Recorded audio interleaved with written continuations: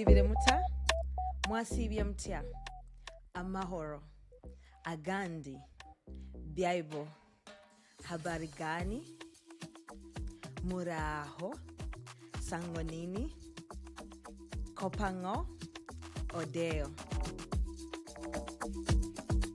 For those of you who are wondering what that was, these are some of the various local greetings found in East Africa's diverse languages. Welcome to She Center, the female podcast, where I dive into the issues and experiences that affect women everywhere. I am your host, Resti Kansime, and I am passionate about creating a safe space for women to share their stories and triumphs. I want to thank you for tuning into my podcast, and I would love for you to join our community and stay connected with us beyond this episode. You can find us on Instagram at _SheCenter_podcast and follow us on Facebook at the She Center Podcast. Don't forget to subscribe to this podcast and hit that follow and like button on our social media to be part of the conversation.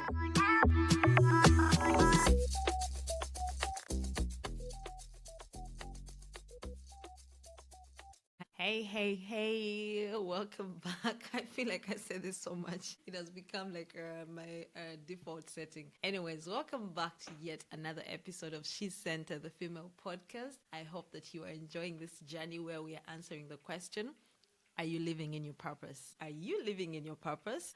I am very excited for this season because I have so many people that I reached out to last year when I started out the season, and they say they're willing to take part in this, and I know that many people are going to learn a lot from this. And also I'm happy that I am able to consistently do video podcasting. I've been doing this for a couple of months right now. As you guys can tell, some of the videos are not as perfect. Loving stories is something that I am trying to let everyone see is the best thing that you can ever have in your life.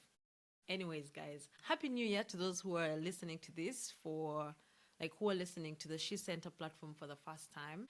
I am happy to have you here. This is a platform where we women and some men are willing to listen to each other's stories without judgment. Anyways, I say the word anyways a lot. So what else did I want to say? Yes. To introduce you guys to every guest, I'm going to tell you a story. But not like a real story, but some sort of message. Anyways, I've always wondered, until I talked to this guest who you guys are going to listen to in just a few minutes, I had never ever sat down and thought about what happens when I pay my money to an airline for a ticket. So this guest has really challenged me, or she really challenged me since I already recorded this. She challenged me to start thinking about it in that way because she's working in the aviation sector. And speaking to her made me realize that in many cases, if you've traveled, you understand that you pay your ticket and they're like fluctuating prices. You know, my mom and I figured out that if you buy your tickets like at midnight or past midnight, late in the night, like at 3 a.m. when everyone is asleep, then you might be able to get good prices. Or sometimes if you play around with the algorithm or check different sections. I know someone who always gets the cheapest tickets to Europe, from Europe to Africa, and it's because they use different services. But I had never really thought about the fact that these prices are determined by, I have never thought about what determines the prices. I used to always think it was just the algorithm, and if you just play it right, you're able to get a cheap ticket. But my guest today is someone who made me realize the science behind this, and I'm excited for you guys to listen to her and how she explains this stuff. I am joined today by the incredible Brenda Ntihinyurwa, a lawyer, mother of two, and a trailblazer in the aviation industry. In East Africa, Brenda currently works with the Civil Aviation Safety and Security Oversight Agency, where she leads the legal fraternity and plays a vital role in making travel safer, easier, and more secure in the region. Her journey is one of resilience and purpose, from taking a bold step of faith to move to Arusha, Tanzania as a young intern. You know those bold moves that you make that you feel like will never work out, but then you turn out to find your purpose. She moved to Tanzania in Arusha to explore her passions and find out what she wants to do, because at that moment, I think she was just doing an internship, but she ended up realizing that she loved international trade, and that's something that she wanted to pursue. And later on, she ended up in this whole aviation industry. She hadn't planned for it. Her story is a true testament to trusting God's plan. She really credits everything to her faith in God, and she embraces the evolution of purpose, because she says the challenges that she's facing always introduce her to something new. She's going to share her experiences navigating a male-dominated field, the sacrifices that come with balancing a demanding career and motherhood, and how her faith and support system empowered her to thrive in both areas. Brenda's vision is to pave the way for more African women to have a seat at the table in aviation industry and beyond. Her inspiring story will remind you that purpose may evolve, but it always leads us closer to making an impact. So I'm very excited for you guys to listen to Brenda, and I hope that you guys can learn so much from this. Brenda, thank you so much for making the time to talk to me about civil aviation and your purpose. I did not know that this is like the direction we're headed to when I reached out to. I thought you were just going to talk to me about law and all that stuff, but I'm very excited for everyone to listen to this. Please listen until the end, because this is something that you all need to listen to, especially those who like traveling. Because one day someone might ask you these questions and you'll be like, oh yes, I listened to a podcast that she sent her and blah, blah, blah, blah, blah. Anyways, love you all. Bye-bye for now. Enjoy the episode. Hi, Brenda. How are you Hi, doing? Rusty. I'm good. How are you? I'm good. I'm good. Thank you so much for Yeah. making the time. And I believe I think you're the first person I want to talk to who is like in. Oh no, I talked to Prim. Okay, yours is on the legal side of it, but I talked to Mhm. Prim who is in immigration, and she's also working in like the same area of like Yeah.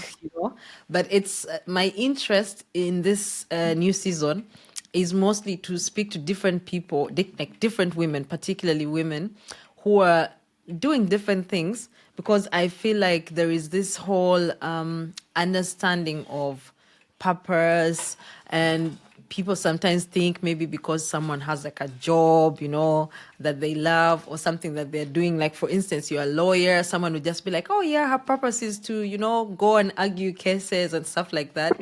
But in many Yeah. cases, I am finding that purpose can mean like you can actually be 100% doing like one job, and yet your purpose is in something completely different that maybe you do on the side. Or even if you're like, there are some people who are saying like their purpose is different, like they have different purposes in different seasons. Like for instance, you're a mom, so that means like your purpose at home is to be a mom, your purpose here is to do this. So I'm intrigued to find out from different women, like how do they view purpose, because I Mhm. feel like as a person who is trying to build a platform to help women, I feel like whatever response I get is going to help me so much in building something that kind of resonates to what people are actually going through. And similarly, it would also help me in my further studies, because Mhm. I've turned this into like in-depth interviews, which will probably help me to decide what research topic I want because I really want to do my PhD, but I do not want to go through like the process of get a professor, start researching what you want. I feel like if I have all this information, I'll be like, okay, this is what I'm interested in and this is what I want to research. So yeah, I'm looking forward to find out what your view or perspective or purpose is.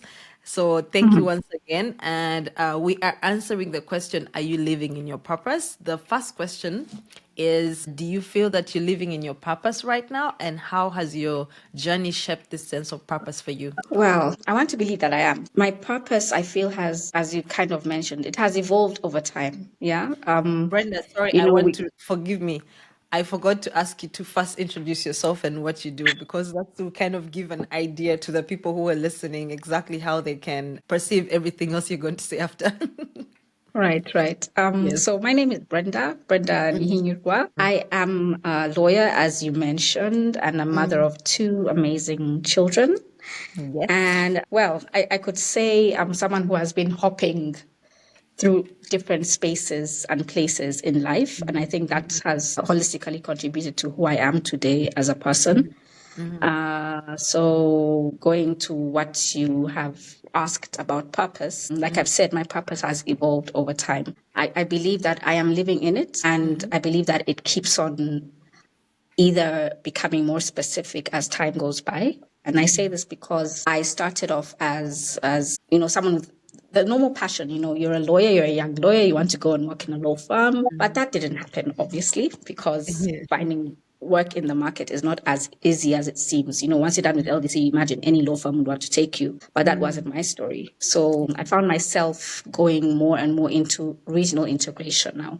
So my passion evolved into trade. And at this point in life, I was still young. So I wasn't even thinking about family or getting married or the normal conventional things you expect of someone who has finished school. I was looking into career growth. So that's what I chased initially. Yeah. So I started off in regional integrations. I left the country to do this, and it was a huge risk. People think that you have to chase money in order to, I mean, that's what the main goal is. You want to look out for where you can make money. But that wasn't what I thought at that time. I just wanted to explore the area. And I Yeah. actually worked literally for free for almost a year, you know, What? because you're trying to You had establish to yourself. Yeah, finance yeah. everything.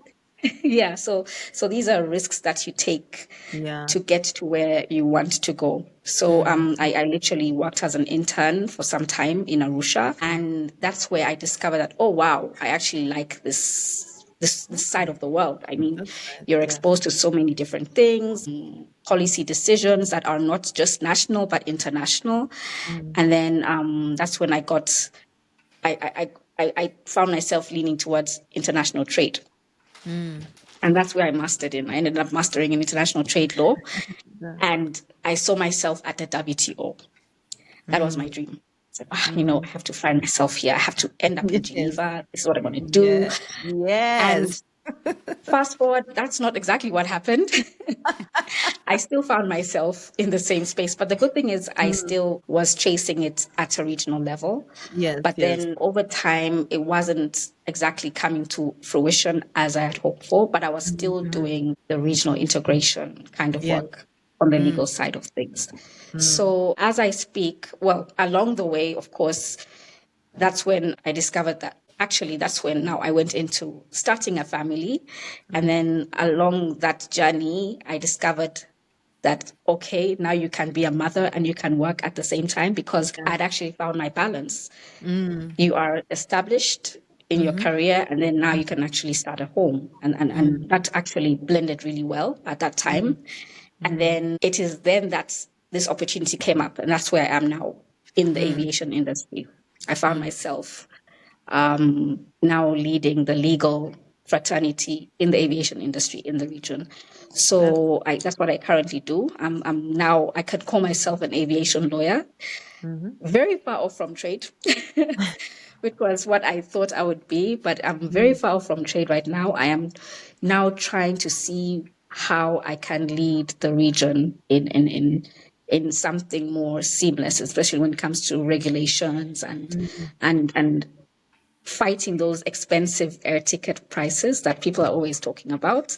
Yo, they're So getting higher and yes, higher. yes. So when I joined this industry, I realized that one, there are very few women in it. Yes, I It's a can imagine. very, I didn't even know that yeah, industry exists in the legal framework. yes. It's Yeah. a male-led sector, Yeah. highly technical, highly regulated, and I think there's a lot of gatekeeping in this industry. There are women who are serving, but they are very, very few, because obviously no one ever thinks about aviation. Even in law school, no one even teaches air law. It's not even Yeah. taught as a subject. So it's Wow. something that you only realize along your career path. And if you find yourself in it, you're just considered lucky. And I think that's where my purpose in my career started. That's where it actually lit up, because now we are trying to see how to get more women into the industry.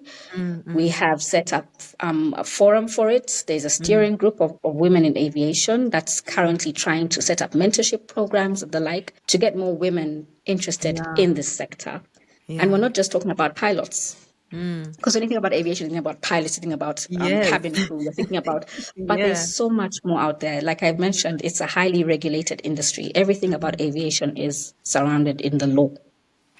It's all from the time you enter the airport to the time you board the plane. Yes, There actually, is a yeah, you're law right. behind it. Yes, there's a law behind it. It's all about safety, security, and the like. So there's so much in this field that needs to be shared, that needs to be nurtured as well, because in Africa, it's a very young industry. It's considered a young industry, Very and true. yet we have so many people that can contribute to it.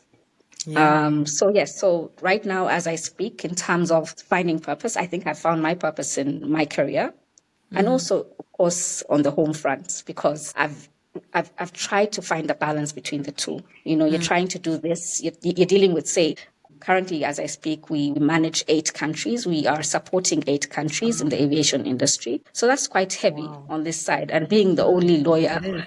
in the department that's handling this, it's quite tasking. And then at the same Wow. time, you have to come back home and be the mother and Yeah. make sure the kids are doing fine and everything. And then there's a lot of moving up and down. There's a lot of travel involved. So the sacrifice you have to make as a woman in this sector is quite, yeah, it's actually quite taxing, but Yes, I can you imagine. kind of, yeah, but you find yourself with the energy somehow. You know, God kind of Yeah. gives you the grace to go through everything. Yeah. And yeah, so my sense of purpose has definitely evolved. I know that I have a bigger role to play, not just for Uganda, but for the Yes. countries as a whole. There are so many people who are looking into, who want to travel around the region, but they're not able to afford it. And I know that something must be done in this industry. And I'm definitely going to do what I can within what has been granted to me to push for it. Yeah. And hopefully, maybe in the next 5 years, you see us, you know, flying seamlessly the way you fly around Europe so Yes. easily. We should be able to Man. do the same for our people. So, yeah, so that's what I'm chasing. That's my dream. That's my goal. And I'm hoping that at least my name can be put to something worthwhile in the future. That's everything you said. I'm like, what? Like, this is a job. I used to think, like, I do believe, I used to think, I'm still thinking that the prices of tickets are determined by the algorithm, because in many cases, you're checking on the app. Like, we have this app Yeah. called, is it Idealo? You're checking on booking.com. As soon as you keep checking and checking and checking, then out of the blue, your price now has gone like high. In that, we are even trying to find different tactics and skills and how to, Mm. manage the buying of tickets. It's quite interesting because, in my opinion, I was thinking that this is just, some computers out there that are deciding this is what is happening. And I'm guessing I'm not the only person who thinks this way. Like, I never thought that there are people out there who are making the decisions on how it should be for us to travel. But yeah, Yeah. that's a very interesting thing that I've found out about. Like, I've discovered this today. Thank you so much for that information. You're And welcome. recently, actually, it's something that's quite intriguing because recently, I remember back in the day when people were traveling, like within East Africa, it was quite affordable. I remember like the most expensive ticket would be like 60 euro, and you're like, oh my God, that's so much money.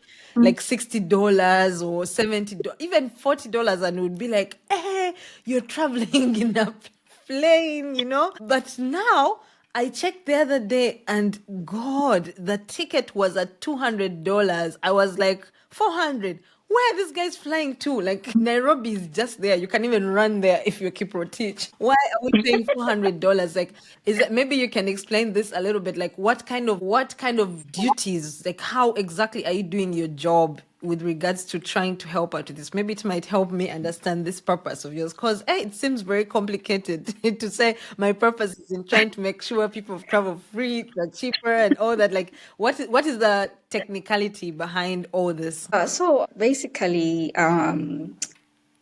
this falls under economic regulation. So my current job is on the safety and security Mm, side, right? So what we do is ensure that when we ensure that partner states basically are following or are compliant with the safety standards, the safety and security is there are two aspects to aviation. There's the safety and security aspect, which is the organization that I currently work for. So I'm with the East African Civil Aviation Safety and Security Oversight Agency. And we deal with safety and security oversight, basically, in the 8 member states of the East African community. However, there's another side of it, which is the economic regulatory aspects. And this is handled where at the East African Community Secretariat, where I used to be based before. And we are trying to work together with them to support them on this initiative on liberalizing the airspace. So that basically means we need to domesticate the East African community airspace so that we can actually benefit from cheaper tickets and the like. So I'll give an example. When you travel around the EU, you're going from Germany to France, for example. You've noticed how you seamlessly you buy a ticket for, say, 50 euros, 40 or whatever, board a plane, cross into Paris, and then you don't even have to go through immigration because you're considered a domestic passenger. That's exactly what we want to see at the EAC, because the idea behind the EAC is for free movement of persons. You want people to seamlessly travel across the countries. But that is not the case right now. Right now, you are still considered individuals from partner states. You still have to literally, like right now, as we speak, when an airline is flying, say, from Tanzania to Ugandan airspace, there's a fee. There's a fee for every flight. What? For every time a plane flies over a country, there's a cost. Every time it lands, there is a cost. So these are the charges that actually lead to the expensive air tickets. So when when people say flying from Uganda to Dubai is much cheaper than flying from Uganda to Kigali, it's because of the differences in all these fees, these taxes and these charges. So you find maybe Dubai is not charging as much for foreign airlines versus Kigali. So these are all the things that we need to fix. If we as East Africans are really Pan-Africanists and we love ourselves and we want to promote ourselves, these are things that we need to do for ourselves. I don't understand why it should be cheaper for me to fly to Europe, and yet I can't even go next door. And yet we're trying to promote our own tourism. We're trying to promote our own, there's so much economic benefit, I feel, that would come from liberalizing the airspace. If the EU is doing it, I don't see why we can't. And we are even fewer countries. So, I know, right? So this is something that I have seen. This is something that I've seen is actually doable. It's achievable. And we need to put our differences aside as countries and look at we have to look at the future of this. We have to look at our children's future. Why should they be struggling to move around? And yet it's something that can be done, right? So, so that's where we come in. And I'm hoping that I can actually get more lawyers on board to chase this. And I'm hoping the authorities and the partner states are also able to buy into this so that we can see a change in the aviation industry in the future. Yeah. I'd never actually, you never really know. You just get into a plane and go to a place. You don't know what's happening, behind the scenes. That's quite amazing to understand that. Wow, I didn't know that you had to pay money to fly over a country or even to land. I never sat down and thought about what happens when I pay my ticket. Wait, I just imagine KLM is just taking our money because they feel like they need to charge a lot of money. I thought the more money you pay, it's the food, the experience. I thought that's what our money does, but I never really thought about this. That's quite interesting to think about and to see that. I guess when you get into something, the fact that you wanted to get into trade, I guess this is trade in its own way. You're trading, services between countries. And that's amazing. I relate so much to that because when I studied international relations, I was like, yo, UN, World Health Organization, the big guns. Even recently, I talked to a friend of mine, I think a year ago, and I was telling her how I'm starting this platform and everything. And I remember she was like, Rusty, I work at the UN and we are not even doing this. I'm like, you know what? I'm starting to accept that I will never, I might never actually get a job. I did once apply for those summer intercultural free gigs to work, when they're having a lot of summer, but that was in 2020 and the pandemic hit, so they canceled that. I was like, I just want to put on my CV I work for the UN, but now I actually started to realize because my friend works there and she's always sharing about how I think it's just overrated. She's telling me how she's like, but it's not really that much of a big deal. It's just any other normal job apart from some other benefits that you get. It started to make me realize like you can actually live your whole life wanting to work for a certain organization, and then when you get there you realize that you could have done much more impact, in a smaller level, like for instance in East Africa. Like, and then I told her, I was like, you know what, I did want to work for a big organization, but I feel like what I am starting is something that is like, it is international relations. It's me trying to connect East African women together and give them a platform where they can, find everything that they need.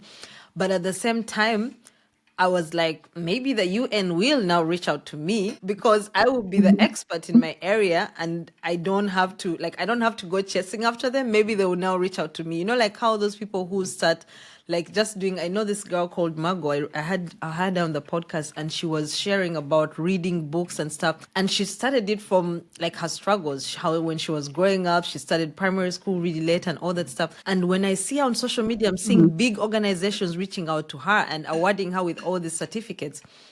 So it's quite interesting that in many cases, maybe as women especially, because we don't see that many people in high spaces as women as we see men. So when you're growing up, you might even put a limitation on what you want. You might think like just being in the UN is enough. Maybe just being in one culture, like you don't even imagine you want to head it. You just imagine, I want to work there. But a man would be like, Yeah. yeah, from when you're a boy, you're like, I want to be the president. I want to do this. Because it's like, there are men Mhm. everywhere doing these things.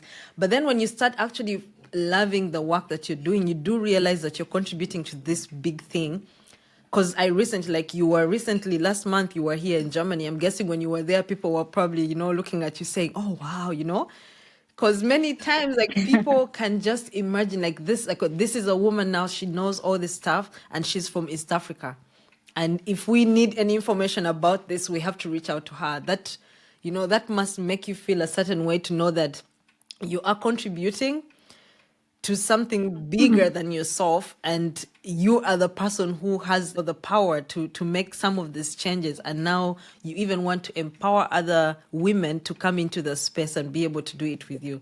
So how, I guess what I want to ask next is, how have you found the balance between what you're doing and being a mother? Because I can imagine, Estella was telling me it was really tough. Sometimes she wants to cancel her flight tickets because she's not going to Geneva, and then she's like, my kids need me. How is that for you? Is there any mom guilt? Are there any challenges where you feel like, because this job you're doing seems like a very like complex job, it requires like your full attention. How is this for you as a mother? Well, wow. Yeah, I think I share the same sentiments as Mm, Estella. It's hard. It's not yeah, easy, but I think I just say it's God. It's only yeah. God, because sometimes you look back and you're like, oh my goodness, how do you actually get to this point, and how do you actually manage at the end of the day? Because I'm lucky, I'm blessed, the kids are healthy, they don't give me so much, there isn't so much trouble when it comes to their well-being.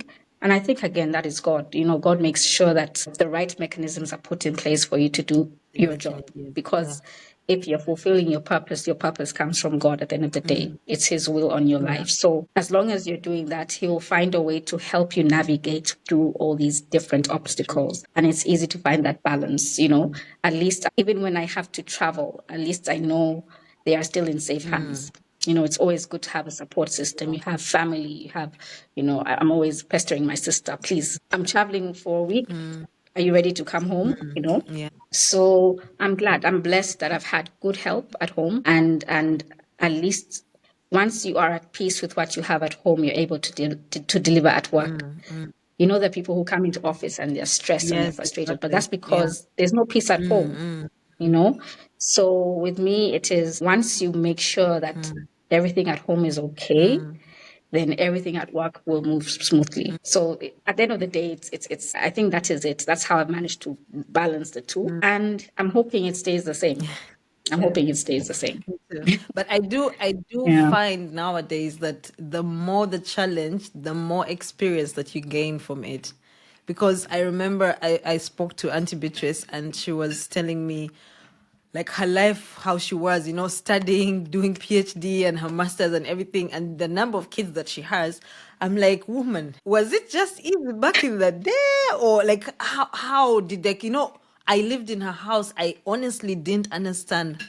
I didn't see the struggle. That's the amazing thing about kids. Like the Mm, kids just see you go to work every day and come back. They don't have an idea about, you're out there studying. I never, apart from her PhD where I was a bit old at the university, like I don't remember her like studying or ever talking about her masters. I did my masters, and damn, if I had kids, they would have found out about how hard it was.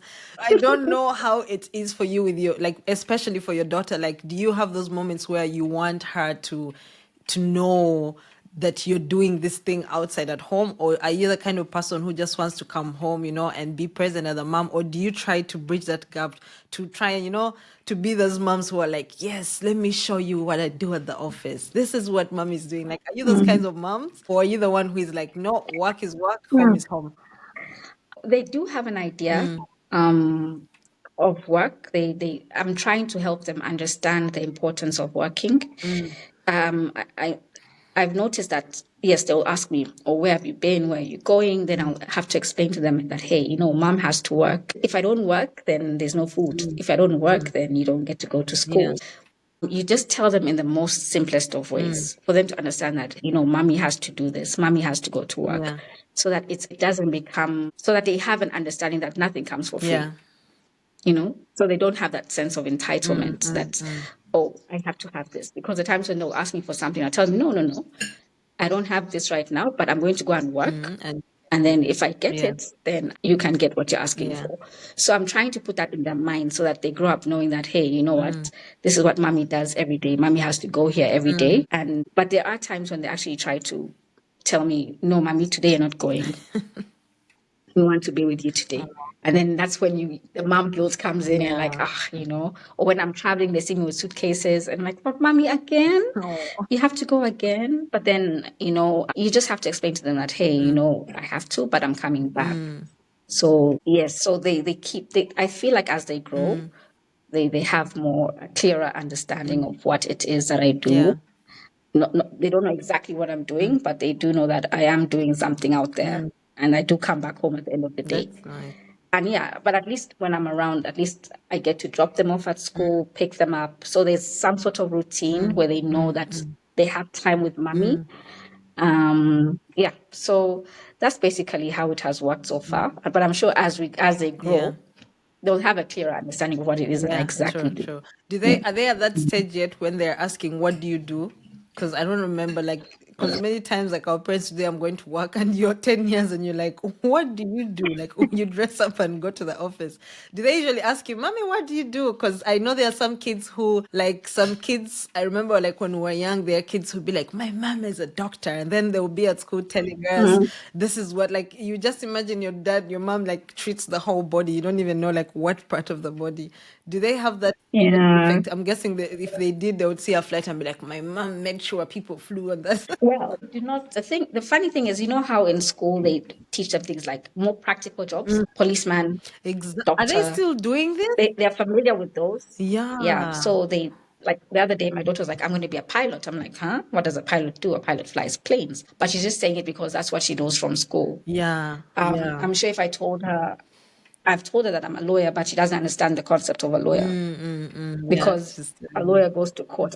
For what? I mean, it doesn't click for her yeah. yet because I think explaining a lawyer to her wouldn't really make sense Mm, because it's not as practical as yeah, explaining what a exactly. doctor Yeah. does. Yeah. Yeah, so, but I'm sure as they grow older, they would understand. They will understand what I do. Yeah. That's interesting. Do you ever wish that you Mhm. had practiced, or is it something that you don't ever think about anymore? I did, but I did have my first. Okay, so with what I Mm, do, much as it's a different mm. sector, I still do the normal legal assignments that any other in-house lawyer does. Oh, So okay. I'll still do contracts. I'll still do, yeah, I still do Mm, negotiations. I will still go to court if need be. mm, With my previous assignment in mm, Arusha, I mm, used to represent the SG in the East African Court of mhm. Justice. So I still had my fair share of litigation, of all these other legal technical, what do you call them? Legal technical assignments. But then now that I'm in a more specific industry, I'm sort of, it's probably maybe 80% aviation, 20% in-house law. So I don't really miss it that much. I did get a fair share of practice, but not to the extent that a Ugandan lawyer does. Yeah, but I think I did what I could, and I think I had my fair share of it, and I don't miss it. I don't think I would have. No offense to the to the lawyers out there, but I don't think I would have enjoyed it as much as what I'm doing now. Yeah. Yeah.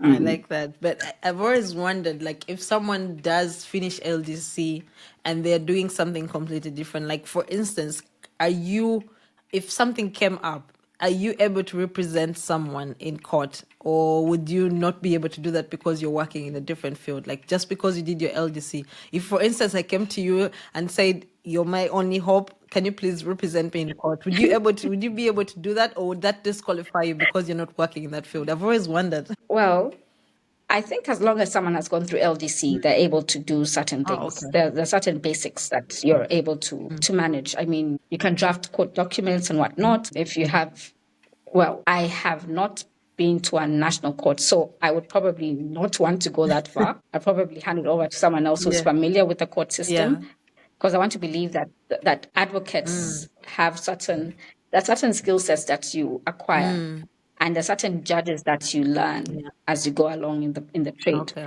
So someone will say, you're going before this judge. This is how they like to handle things. This is how they like to receive what you are presenting. Yeah, I can actually take you through the legal pointers and everything and advise accordingly. Yeah. But I'd You probably have say, maybe this person is yeah. better placed to handle. Because even in Uganda, as you go to the different law firms, they're actually split. Some people do commercial Yes, disputes, some yes, people yes, do yes. family disputes, some people.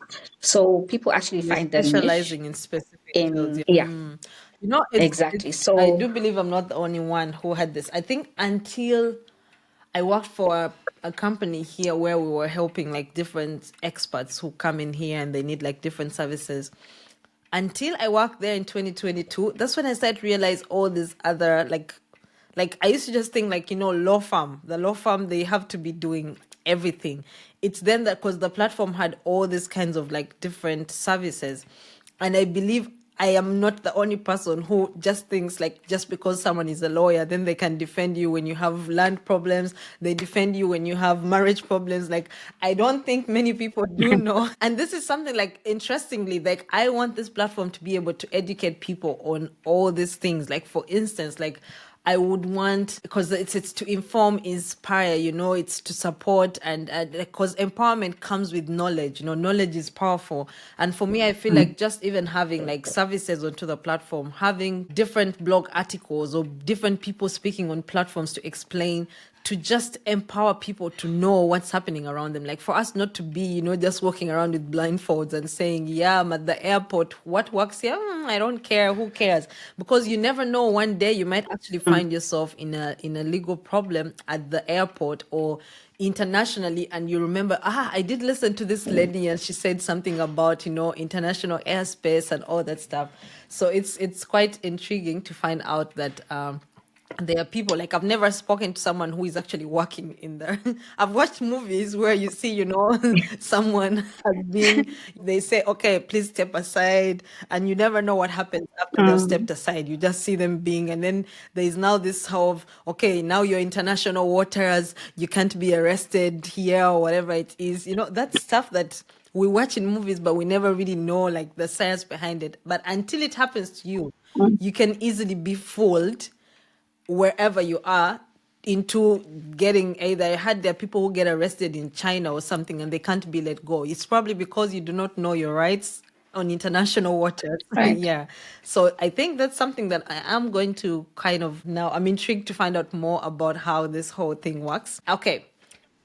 Before we finish, I wanted to ask one last question. I wanted to find out, how do you see your purpose and your contributions growing, and what role do you think platforms like She Center can play in supporting women through this process of discovering and evolving their purpose? Wow. So I'm thinking, okay, with my purpose, I think I see it expanding into something bigger. One, like I said in the beginning, this is a sector which is dominated by males. I'll give an example. The first meeting I ever attended last year in the EU, the room was literally filled with maybe 80% white-haired males. I don't know if that comes out right, like old men.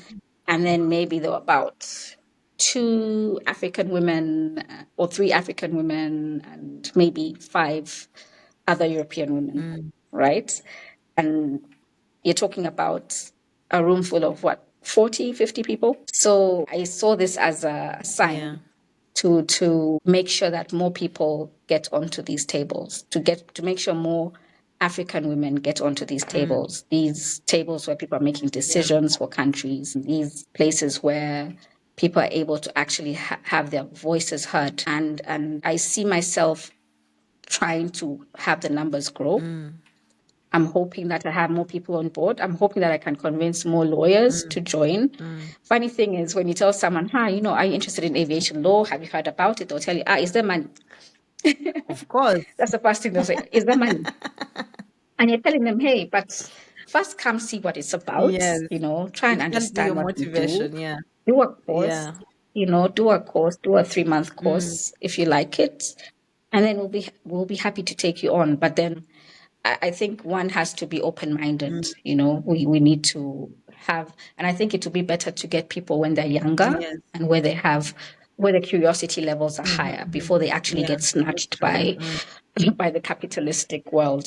So Very true. so I'm hoping that my purpose actually transitions into something bigger and it gets more people on board, because as we speak, we are trying to, there's also something, there's an initiative called the Single African Air Transport Market.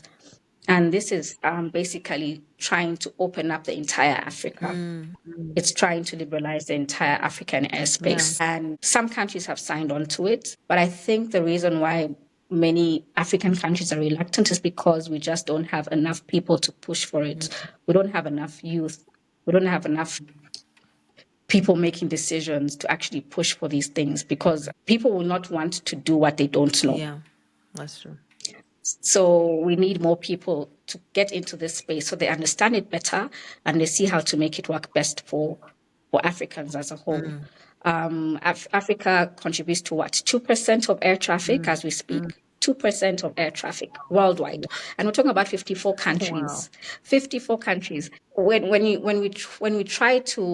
we ask ourselves, but why aren't we growing? Why aren't we doing better for ourselves? It's because we're just closing ourselves off. We've chosen to close ourselves off, and I think we need more minds. We need more Pan-Africanists to actually chase all these dreams. Because I believe even our forefathers were dreaming of these things. But if you don't have people on the same mindset, then it becomes very difficult to push. So I'm thinking this is where I see myself going. And then what was your other? And of course, this podcast, to me, I see it as something, it's definitely a good forum, because we're talking about different women from different sectors coming together to tell their stories, to share their experiences. And like what you said, you mentioned Prim. You had talked about Prim, who's I think she's in immigration. She's in another sector. And every person you meet, the other day I was with also another friend of mine who is doing great work in the tech industry, also a lawyer, but he's also doing great stuff. And he actually said, it's amazing how when you meet different people, everyone is so passionate about what they do. Everyone is talking about whatever they're doing in their particular sector. And you realize that all of us actually have our own different purpose, much as we feel so small in this big world. But you might be as small as a little dot, but even you don't know what you're doing. Yes, exactly. You might be someone who's just making a place look beautiful. You're doing interior design, you're doing landscaping, you're also doing your part in the world. And it's just as big and it's just as important as a person who is signing off checks somewhere or who is doing this and that. So, so having a podcast like this, it's letting all these different people come together and share their experiences. And you never know, one day we might all be in the same room discussing some big projects, and we're all contributing in our different Very ways, true. Yeah. So yeah, so I'd encourage you to keep doing this. It's really amazing, and thank you for having me here. Thank you so much. Thank you. I really appreciate it. Mhm. Please help me spread the word by sharing our episodes with your friends, family, and followers. Let's amplify the voices of women, break barriers, challenge stereotypes, and create a network of support and empowerment. Together, we can bring about positive change and make this world a better place for all.